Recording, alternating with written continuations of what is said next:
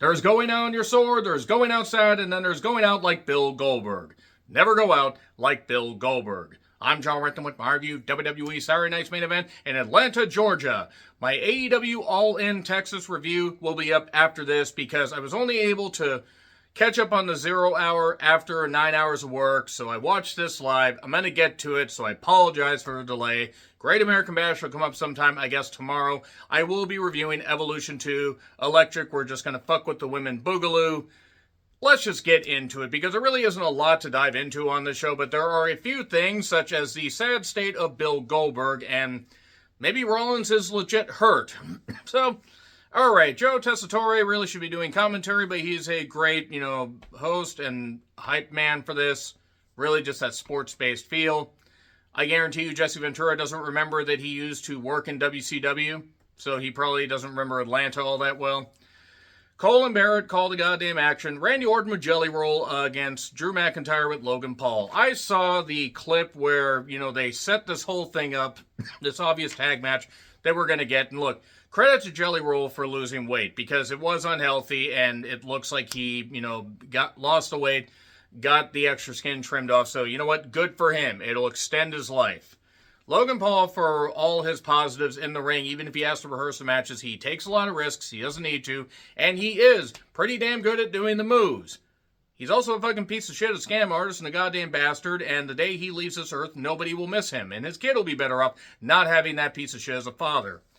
So, the match was what it was. 13 minutes into the goddamn show, the bell rang. The Naked Gun reboot graphic on the ring mat. Boy, that was an eyesore, and that movie is gonna fucking suck. But of all the ways they could have used Orton and Drew McIntyre, they chose this. I mean, I know it's 2 nights of SummerSlam, but come on. The crowd loved Randy. Cole reminded us of their feud in 2020. Don't remind us of 2020. The 1 year that took a fucking decade. Seriously. From all the reviewing I did, and working through it, and all the bullshit, 2020 seemed to last forever. 1 minute to the break.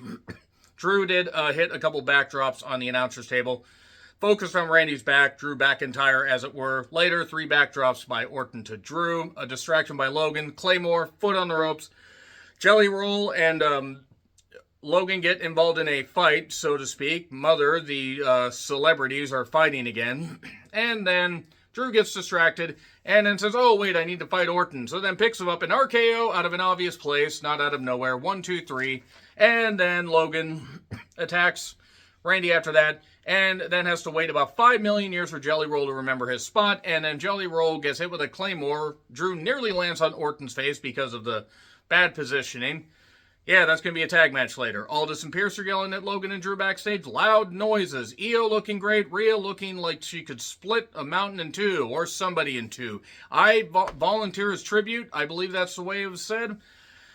And then Jade got attacked by Naomi to hype up Evolution 2 because, oh yeah, we are having that show opposite of a Beyonce concert. And the Hive is going to be out in full force, I believe, at Mercedes-Benz Dome, whatever the fuck it is.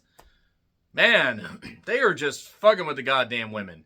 Even if they get a few more tickets, like discount or whatever, to be there, they really did the women dirty on this. I mean, the Evolution 2...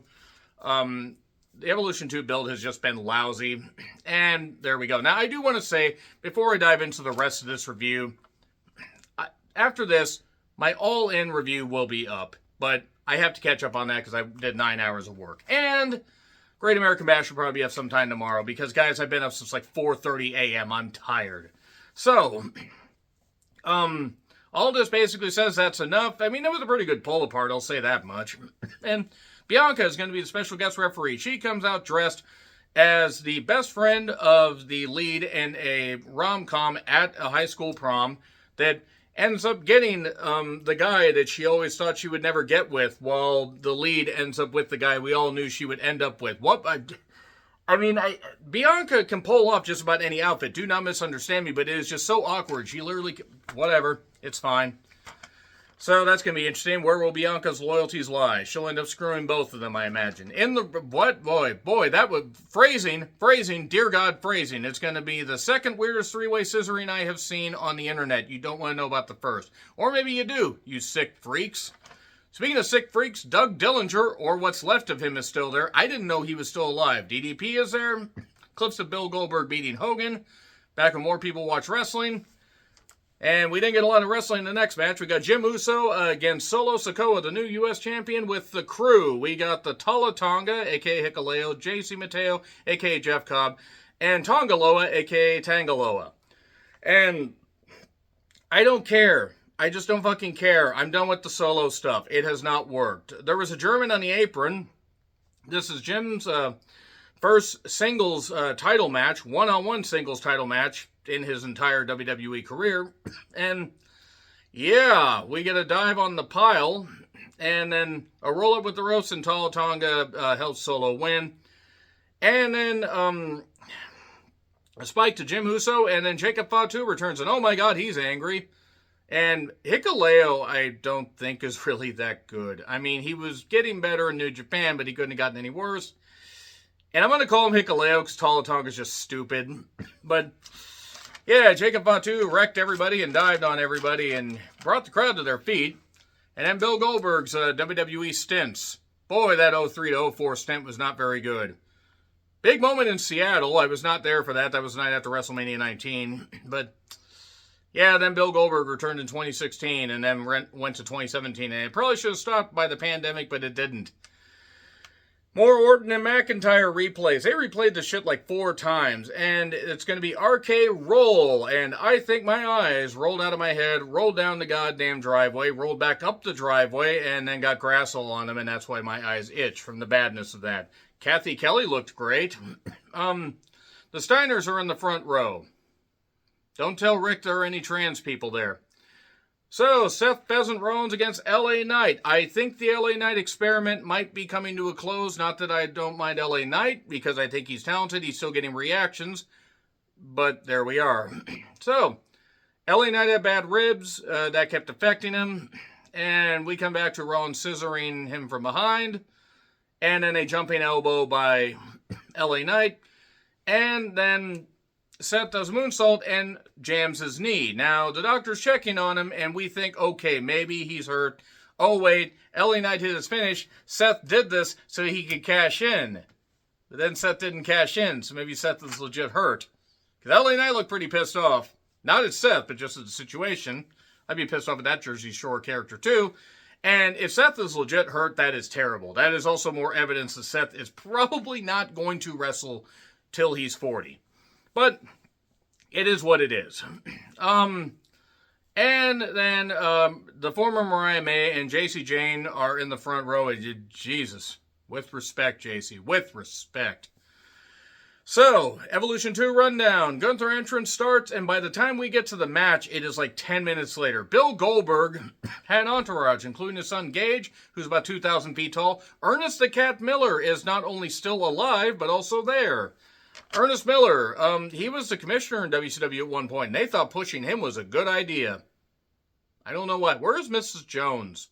Or Miss Jones? Where is she? His assistant. Where is she? She was hot. Anyway, yeah, his son is massive is what I noted. I mean, Jesus Christ, apparently he plays college football. First match since the Elimination Chamber in 2022? What? Seriously? Was that against Lashley? Was that a match against Lashley? That was his last match? It should have been. I wish it was his last match after this. Gunther and Bill Goldberg. Goldberg had a bad knee, and Goldberg could not properly train, and I get it. And look, Father Time is undefeated. And I understand he wanted to have a big moment in Atlanta. But Jesus Christ, this is a bigger waste of space than, Atlanta's space between the New England Patriots and themselves. 28-3. Except there wasn't that much of a lead for Bill Goldberg to blow. Oh, the stupidity, the agonizing bullshit of this. Gunther having to sell for what is practically the husk of a corpse. And a spear, hurl yourself stupidly at the barricade. Good tactic there, Bill Goldberg. And then a spear to Charles Robinson. Gunther, agonizes. Gunther was probably agonizing in his head, like, how the fuck do I get through this? He antagonized Gage. And then got hit with a spear, and then a jackhammer, and then the second ref came down after Bill Goldberg, took about 6 million years to cover, 2 count. Sleeper, Gunther won. We go to commercials because they mistimed this and they cut off Goldberg's speech as he was totally out of breath, totally goddamn gas, and the Austrian man just left because he didn't know what the fuck he was doing. And look, Bill should have retired years ago. This was a bad event. This was a really bad event. I'm not saying I expected, great things, but Father Time absolutely fucking destroyed Latch On, sucked Bill Goldberg out and off. He was just so satiated. Father Time is filled to the brim with the life of Bill Goldberg. And on that note, let me know your thoughts in the comments. Like, share, subscribe, Twitter, Letterboxd, Blue Sky handles in the description. I'm John Ritland. Until we meet again, happy trails to you, and good night, Bill Goldberg. We hardly knew ye.